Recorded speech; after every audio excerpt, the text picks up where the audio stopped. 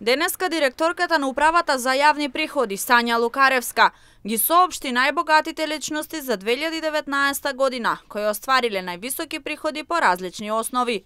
За 35.363 граѓани утврден е бруто доход над 1 милион денари, додека најголемиот број граѓани, односно 638.210 лица, оствариле бруто доход кој се движи во прагот од 100.000 до 1 милион денари.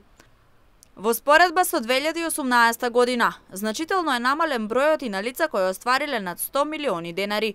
На прво место, рангиран пензионер е лице од Штип, чија бруто пензија изнесува 8.064.865 денари.